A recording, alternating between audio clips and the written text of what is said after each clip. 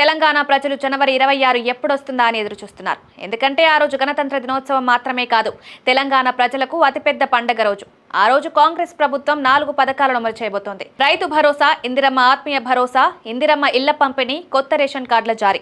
ఈ పథకాలకు సంబంధించిన కార్యక్రమాలు ఆల్రెడీ జోరుగా సాగుతున్నాయి. ఈ క్రమంలో మంత్రి సీతక్క మహిళలకు, తెలంగాణ మహిళలను ముందుకు తీసుకువెళ్లడంలో మంత్రి సీతక్క ప్రత్యేక దృష్టి సారిస్తున్నారు. ప్రభుత్వం అధికారంలోకి వచ్చినప్పటి నుంచి ఆమె మహిళల కోసం నిరంతరం ఏదో ఒక పథకం అమలుయ్యేలా చేస్తూనే ఉన్నారు. తాజాగా ఇందిరమ్మ ఆత్మీయ భరోసా విషయంలో కూడా పేద మహిళలు తప్పని ప్రయోజనం పొందేలా ప్లాన్ చేసినట్లు తెలిపారు.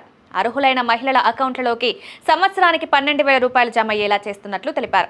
ఉపాధి హామీ ద్వారా 1 కోటి మంది మహిళల్ని పారిశ్రామికవేత్తలుగా చేయడమే కాకుండా అన్ని వర్గాల మహిళల ఆర్థిక సంక్షేమాన్ని పెంపొందించడంపై ప్రభుత్వం దృష్టి పెట్టిందని గుర్తు చేశారు. మహిళా కార్మికులకు ఈ 12,000 రూపాయల ప్రయోజనం పొందనున్నారు. అర్హులను ఎంపిక చేయడానికి ఉపాధి హామీ పథకం కార్డులను లెక్కలోకి తీసుకోనున్నారు.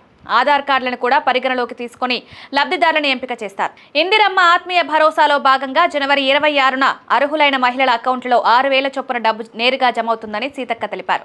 రెండో విడత డబ్బు 6,000ను కూడా త్వరలో ఇస్తామన్నారు. ప్రస్తుతం లబ్ధిదారుల జాబితాను తయారు చేసే ప్రక్రియ జరుగుతోందన్న ఆమె, డేటా ఎంట్రీలో ఎక్కడైనా పొరపాట్లు ఉంటే వాటిని అధికారులు వెంటనే సరిచేయాలన్నారు. అర్హులైన వారి పేర్లు ఆ జాబితాలో లేకపోతే వారి పేర్లు వెంటనే అధికారులకు చెప్పి పేరును నమోదు చేసుకోవాలన్నారు. జనవరి 25న ఫైనల్ జాబితాను ప్రకటిస్తారు.